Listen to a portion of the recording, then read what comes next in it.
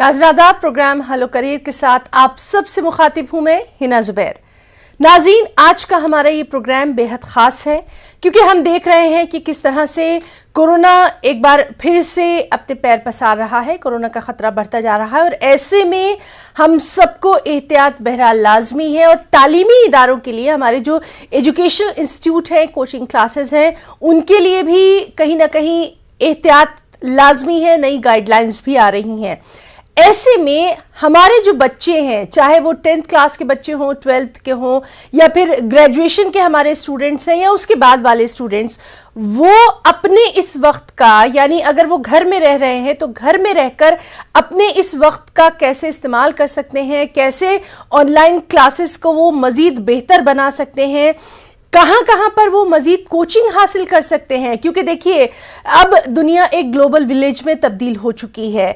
क्यों ना हम अपने वक्त का सही इस्तेमाल करें, हम मज़ीद तालीम हासिल करें। इसी सिलसिले में आज हम बात करेंगे और मैं हूं आपके साथ हिना जुबैर। हमारे साथ एक ख़ास मेहमान रहेंगे, करियर एक्सपर्ट रहेंगे, जो कि आपको करियर को लेकर आपको गाइड करेंगे, आपको बेहतरीन मशवरों से भी नवाजेंगे।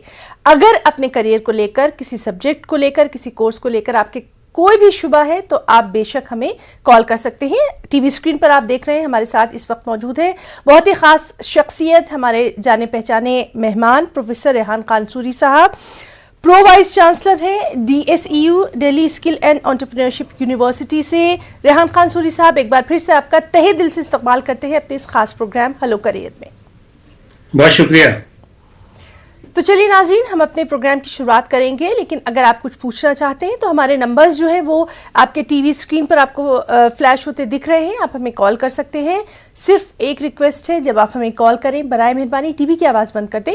आप बाद में हमारा ये प्रोग्राम हमारे मुख्तलिफ सोशल मीडिया प्लेटफॉर्म पर देख सकते हैं, उसमें आपकी आवाज़ आपको सुनाई देगी। यहाँ पर आपको कोई डिस्टर्बेंस ना हो, आपका जो सवाल है वो हमारे गेस्ट तक पहुंच जाए, इसलिए हम आपसे ये रिक्वेस्ट कर रहे हैं। तो चलिए हम अपने प्रोग्राम की शुरुआत करेंगे। और रेहान कानसूरी साहब, जिस तरह से हम लगातार देख रहे हैं कि अब पढ़ाई का जो सिलसिला है वो एक नया रुख इख्तियार कर रहा है और हम देख रहे हैं कि ऑनलाइन क्लासेस शुरू हो गई हैं, वर्चुअल क्लासेस का मोड जो है एक बार फिर से स्टार्ट हो रहा है। ऐसे में किन खास बातों का ध्यान हमारे बच्चे रखें और अपनी दिलचस्पी वो कैसे बरकरार रखें? बिल्कुल हिना साहिबा, सबसे पहले तो मैं अपने सारे नाजरीन से ये कहना चाहूँगा कि बिल्कुल पूरी तरह अपना एहतियात रखें, ख्याल रखें, लापरवाही ना करें, क्योंकि ये जो इन्फेक्शस वायरस है ये काफ़ी फैल रहा है पूरे हिंदुस्तान में, दुनिया में। तो आपकी जिम्मेदारी है कि आप अपने आप को बचाएं, अपने फैमिली को बचाएं, अपने पड़ोसियों को बचाएं और इसका ख्याल रखें।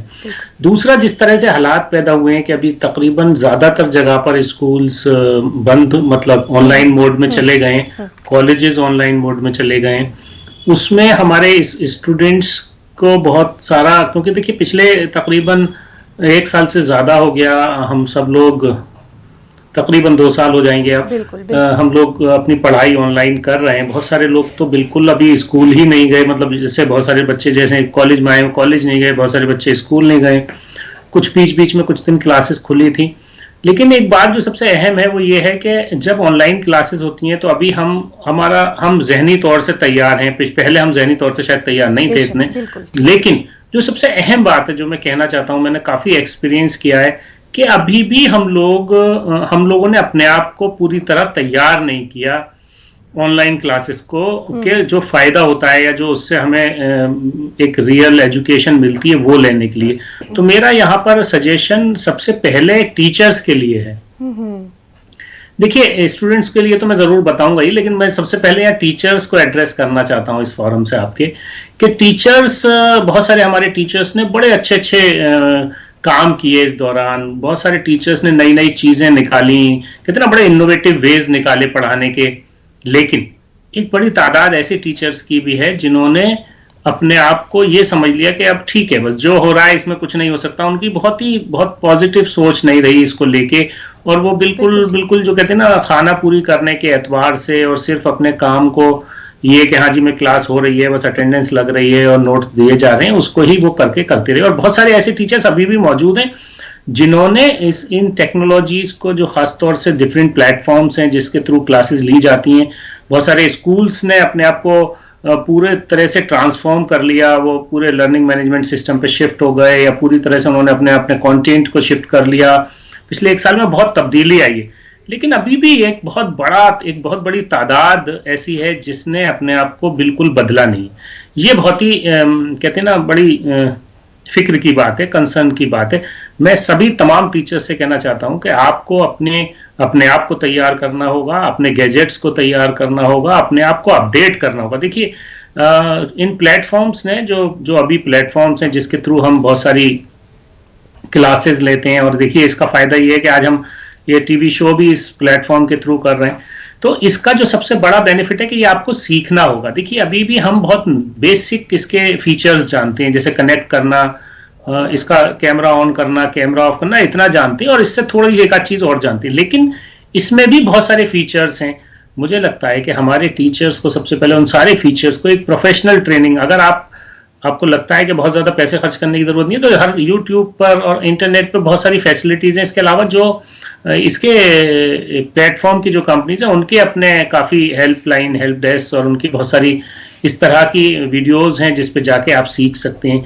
और कुछ नहीं है तो हमारे आजकल बहुत सारे बच्चे उसे जानते हैं, उनसे नए बच्चे क्योंकि टेक्नोलॉजी को अच्छी तरह समझते हैं। तो मेरा सिर्फ ये कहना है कि आपको अपने आप को गैजेट्स के ताल्लुक से, यानी कि आपके पास अच्छे गैजेट होने चाहिए, थोड़ा सा आपको इस पे पैसा खर्च करना चाहिए। मुझे लगता है कि देखिए आपका लैपटॉप अच्छा होना चाहिए, आपकी नेटवर्क, आपकी बैंडविड्थ अच्छी होनी चाहिए, क्योंकि देखिए हो सकता है एक बार बच्चे का शायद इतना जरूरत ना हो कि वो अपना वीडियो खोले और अपना कैमरा ऑन करे या ऑडियो ऑन करे, लेकिन टीचर का कैमरा और टीचर की ऑडियो बहुत प्रॉपर होनी चाहिए। और अगर आप कुछ और स्मार्ट बोर्ड्स वगैरह यूज कर सकते हैं तो नथिंग लाइक दैट, उससे ज्यादा अच्छी तो बात ही नहीं है। मेरा ये सिर्फ सबमिशन है सारे टीचर्स से कि देखिए हमें अब कुछ थोड़ा सा इस वक्त बुरे हालात हैं, बच्चों के लिए हमें तैयारी करनी है, तो हमें थोड़ी कुर्बानी अगर पैसों के एतबार से भी देनी है तो हमें देनी चाहिए। यहाँ पर आपने बहुत सही बात कही, और दूसरे अल्फाज में हम इसको कह सकते हैं कि लॉन्ग टर्म इन्वेस्टमेंट हमें करना चाहिए, और हमें 5 से 10 साल के लिए अपने आप को तैयार करना चाहिए। बहुत अच्छी बात आपने यहाँ पर कही है। और हमारे एक कॉलर हमसे कुछ पूछना चाहते हैं, चलिए हम उनकी बात भी सुन लेते हैं। हेलो हेलो हेलो हेलो जी, अपना नाम बताइए, कहाँ से कॉल किया, सवाल करिए सर। मंजूर अहमद है मेरा नाम, मैं कश्मीर से बोल रहा हूँ जी।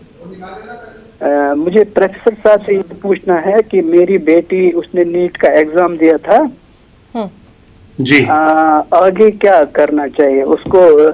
थोड़ा बहुत पॉइंट्स कम हो गए, अब वो क्या करेंगे? उसका सब्जेक्ट मेडिकल है, तो आगे क्या करेंगे? तो उससे थोड़ा मशवरा चाहिए।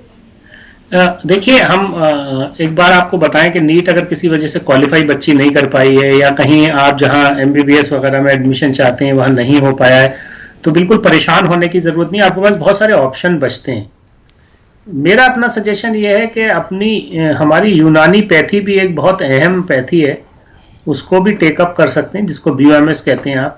इसके अलावा भी अगर आप बच्ची को अगर आपको वहाँ जहाँ आप रहते हैं उसके अतराफ में अगर आपको लगता है आप दूर नहीं भेजना चाहते, और कहीं वहीं करीब में आपके, जैसे डेंटिस्ट्री एक अच्छा ऑप्शन हो सकता है, फार्मेसी एक अच्छा ऑप्शन है, इवन फिजियोथेरेपी भी एक अच्छा ऑप्शन है। खास तौर से देखिए बहुत बार ऐसा होता है कि मैं तो अक्सर बच्चियों से कहता हूँ कि आप प्रैक्टिस भी कर सकते हैं, और आप चाहें तो अपनी टीचिंग को भी आगे बढ़ा सकते हैं। आप बैचलर्स करें, फिर मास्टर्स करें, और उसके बाद आप अपनी टीचिंग को कंटिन्यू करें मेडिसिन में।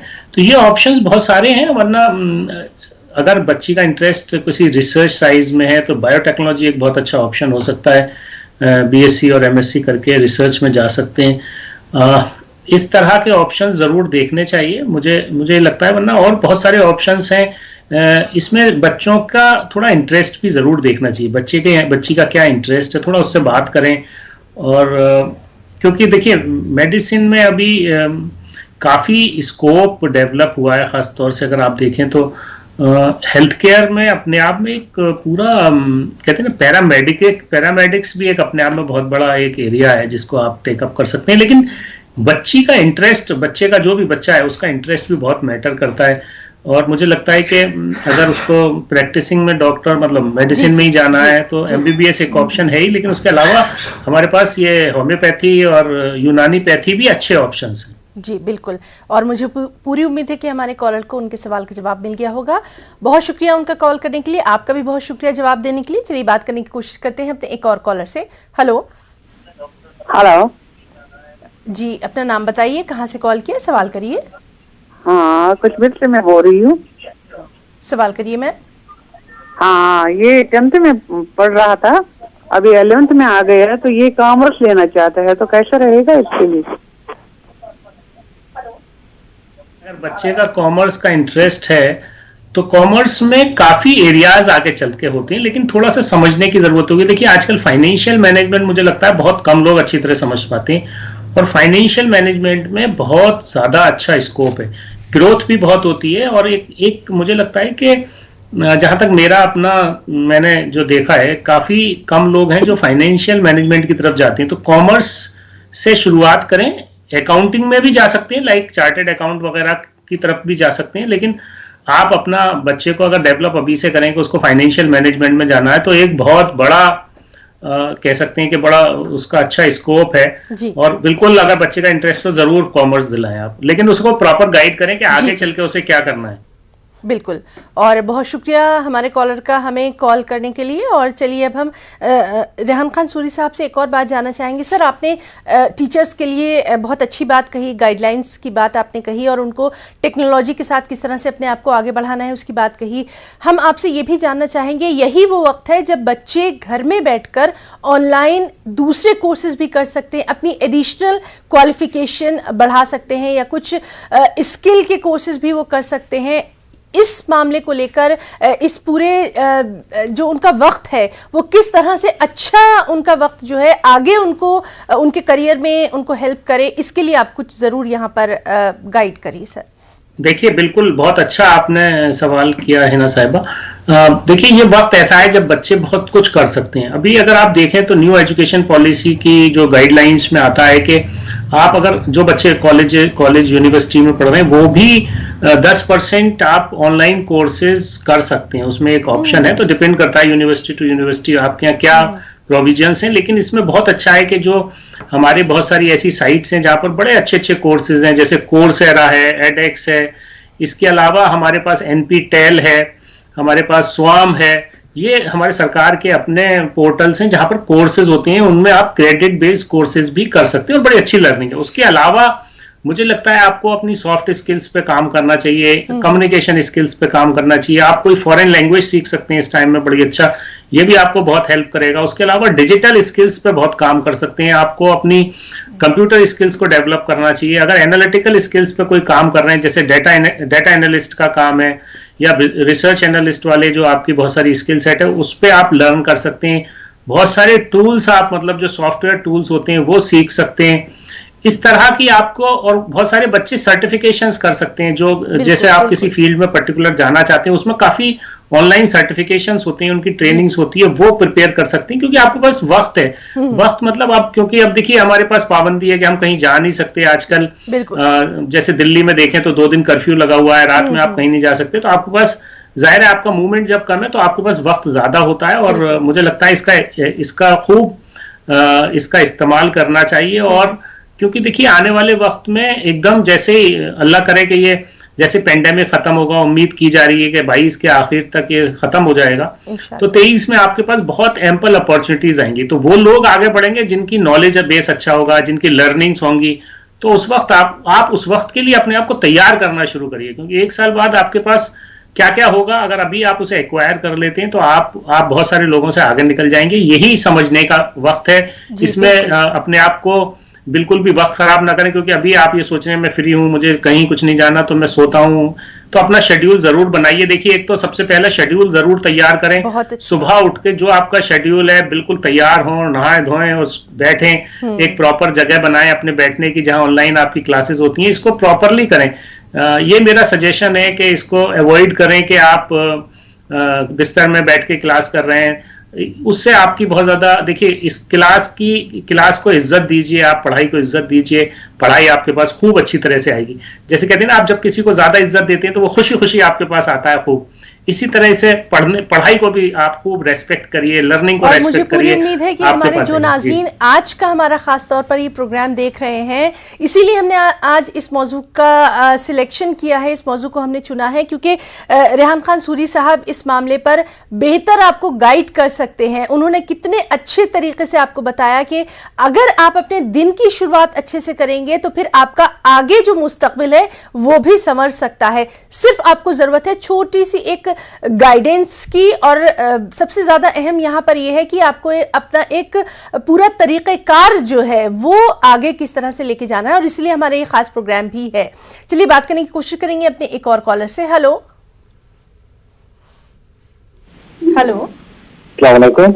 वालेकुम सलाम सर, कहां से कॉल किए, सवाल करिए। मैं अब्दुल रशीद बैंगलोर से बात कर रहा हूँ। जी सर। एक्चुअली मेरा सवाल है, हम लोग प्लान कर रहे हैं MBA अब्रॉड ओवरसीज के लिए, USA जाने के लिए। तो इसमें मेरे को थोड़ा डिटेल चाहिए, जैसे कि स्कॉलरशिप और प्रोफेसर साहब क्या बोलना चाहते हैं इसके बारे में डिटेल। बिल्कुल, बड़ा अच्छा आपकी सोच है, और अगर आपके पास वर्क एक्स है तो आपको जरूर उसका भी फायदा होगा। और इसमें GMAT आपको बेसिकली GMAT के थ्रू ज़्यादातर यूनिवर्सिटीज़ जो टॉप कॉलेजेस हैं वो ऑफर करते हैं अपने MBA के एडमिशन को। और US एक अच्छा डेस्टिनेशन है, लेकिन अगर आपको टॉप 50 का कहीं और भी एडमिशन्स में अगर कोई आपका फोकस बिल्कुल सिर्फ US पे है तो कोई हर्ज नहीं, US जाना चाहिए मुझे लगता है कि लेकिन उसके अलावा भी अगर आप टॉप 50 में और इंस्टीट्यूशन, देखिए दो तरह से इसमें फैसले लेने चाहिए। इसमें एक तरीक़ाकार ये बनाना चाहिए आपको कि एक आप अपना टारगेट लिस्ट बनाएं जो टॉप 5 की आपकी लिस्ट हो, उसके अलावा जो 10-15 इंस्टीट्यूशंस हों उनमें आपके जो एक रियलिस्टिक एक लिस्ट भी होनी चाहिए, ऑप्शनल जिसे कहते हैं, सेकेंड ऑप्शन की लिस्ट बनाएं आप। और टॉप 50 में जो भी इंस्टीट्यूशंस आते हैं उसको फोकस कर लें। उनका एडमिशन प्रोसीजर ज़्यादातर उनका GMAT या GRE आपको चाहिए होता है। कुछ कंट्रीज ऐसे हैं जहाँ पे आपको IELTS वगैरह की भी ज़रूरत होती है, तो वो भी देख सकते हैं। तो मुझे लगता है कि बहुत अच्छी सोच है, और अगर आपने कुछ दिन काम किया हुआ है 1 या 2 साल, वो भी बहुत मैटर करता है। उसके अलावा आपकी एक्स्ट्रा डेवलपमेंटल आपके क्या आपने किया है अपनी लाइफ में, वो भी आपको कहीं ना कहीं बहुत हेल्प करता है एडमिशन दिलाने में। और बेसिकली जो आपका एक स्टेटमेंट ऑफ पर्पस है वो बहुत अहम हो जाता है जब भी आप कोई किसी कोर्स में एडमिशन लेते हैं, वो बहुत क्लैरिटी चाहिए होती है। और मुझे लगता है कि जब थॉट अगर कोई इंसान ये बना लेता है मुझे ये पर्टिकुलर कोर्स करना है, तो सिर्फ आपके एकेडमिक्स मैटर नहीं करते, एकेडमिक्स भी मैटर करते हैं, लेकिन आपका ओवरऑल बहुत सारी चीजें जो है वो मैटर करती हैं। और हमारे एक और कॉलर जो है वो हमसे कुछ पूछना चाहते हैं, चलिए उनकी बात भी सुन लेते हैं। हेलो, अस्सलाम वालेकुम। वालेकुम सलाम। कहाँ से कॉल किया, अपना नाम बताइए, सवाल करिए। कन्नौज से बोल रहे हैं। जी फरमाइए। हमारा बेटा जो है हड्डी का 3 साल से टेस्ट भी कर रहा है। जी और जिला अस्पताल में, और उसका उसकी कोई नौकरी भी नहीं लग रही। लखनऊ भी दिया, इंटरव्यू सब कुछ कर आया, टेस्टिंग का ये सब कुछ जो होता है, तो पढ़े लिखे तो हमारे ने जो आपको बताएं। और एक हमारा बेटा है जो उसका आधार भी नहीं बन रहा है। हाँ, स्कूल दूसरे बेटे ने क्या करके बैठ गया, उसका एडमिशन ही नहीं हो रहा है, आधार नहीं बन रहा।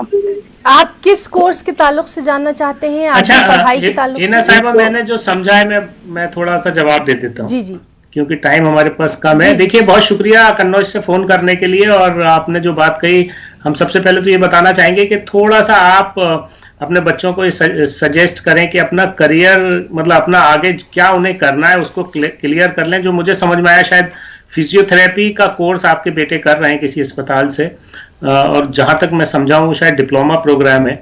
तो उसको आप कहिए कि जो जो चीज़ें, एक तो अपनी सॉफ्ट स्किल्स पे थोड़ा फोकस करें, अपनी पर्सनालिटी डेवलपमेंट पे फोकस करें, कम्युनिकेशन पे फोकस करें, क्योंकि डिग्री के साथ खासतौर से मेडिसिन में और इस तरह के कोर्सेज में जब आप जॉब में जाती हैं तो आपकी सॉफ्ट स्किल्स भी बहुत मैटर करती हैं, जहाँ पे आपकी, जिसको हम कहते हैं कि हमारी पर्सनालिटी कैसी है, हमारी बात करने का तरीक़ाकार कैसा है, हम कैसे कैसे बात करते हैं और कैसे इंटरव्यू में पेश आते हैं। और थोड़ा सा देखिए ये इस तरह का है जहाँ पर आपकी अंग्रेजी भी जो कम्युनिकेशन स्किल्स में मैटर करती है, लैंग्वेज में भी, तो उसको आप ज़रूर बच्चे को कहें कि थोड़ा डेवलप करें और अप्लाई करें। बहुत सारे, और ख़ासतौर से हेल्थ केयर में तो बड़ा स्कोप है इस वक्त, ख़ासतौर से फिजियोथेरेपी अगर हम बात करें तो जो ये ऑनलाइन चीज़ें हो रही हैं, घर में आदमी बैठा है, तो ज़्यादा से ज़्यादा इस तरह के जो काफ़ी ज़रूरत है इस तरह के हमारे प्रोफेशनल्स की। जी है ना? जी बिल्कुल। और चलिए बात करने की कोशिश करेंगे अपने एक और कॉलर से। Hello hello hello hello hello career. जी जी जी, अपना नाम बताइए, कहाँ से कॉल किए, शब्बीर सवाल अहमद करिए दिल्ली सर। से। शब्बीर अहमद दिल्ली से। जी सवाल करिए। जी शब्बीर साहब। जी मैं शब्बीर अहमद दिल्ली से बोल रहा हूँ। सवाल करिए। मैंने मास्टर्स किया एजुकेशन में सर। जी जी आगे जाके मुझे अगर नेट करूँ या रिसर्च करूँ, मुझे आप एडवाइस कीजिए सर। आपने एमएड किया है या एमए एजुकेशन किया? MA education sir. ठीक है, तो मेरा मशवरा तो आपको यही होगा कि आपको रिसर्च में जाना चाहिए, लेकिन आप नेट क्वालिफाई अगर कर लेंगे तो आपको रिसर्च करना भी आसान होगा और आपकी टीचिंग अपॉर्चुनिटीज भी बढ़ जाएंगी। तो नेट पे फोकस करें और कोशिश ये करें कि आपको कोई फेलोशिप अगर हो जाती है, क्योंकि काफ़ी एजुकेशन में फेलोशिप्स हैं, और मैं यहाँ बताना चाहूँगा कि अभी एक CMI फेलोशिप आई हुई है, और ख़ासतौर से एक हमारी दिल्ली असेंबली की फेलोशिप है, उसकी अभी डेट बाकी है, आप उसमें अप्लाई करिए और फेलोशिप के साथ कंटिन्यू करिए, क्योंकि एजुकेशन में फेलोशिप अगर आप कर लेंगे तो आपकी जो आगे रिसर्च के एवेन्यूज भी बढ़ेंगे और अच्छी आपको एक सैलरी भी हो सकती है, जो फेलोशिप होती है एक अच्छा अमाउंट भी मिलेगा, तो आप अच्छी तरह से तैयारी भी कर सकते हैं। मेरा मशवरा यही है कि फेलोशिप एजुकेशन में तकरीबन अगर देखें तो 15-20 फेलोशिप्स हैं दिल्ली में होती हैं और दिल्ली के अराउंड होती हैं, उस पर फोकस करें। जैसे गांधी फेलोशिप है, CM फेलोशिप है, CMI फेलोशिप है, ये हमारी असेंबली के फेलोशिप है, इसके अलावा भी बहुत सारी और फेलोशिप्स हैं, उसको ज़रूर फोकस करें।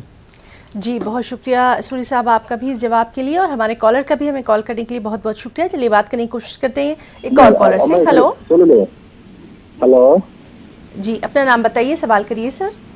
मेरा नाम नूर मोहम्मद है। सवाल करिए। हाँ मेरा बच्चा फर्स्ट इंजीनियर हो गया, मेरे डिग्री कंप्लीट हो गई और जॉब के लिए भेजा गया है। कौन से ब्रांच में की है? क्या करना चाहिए आगे? किस ब्रांच में की इंजीनियर?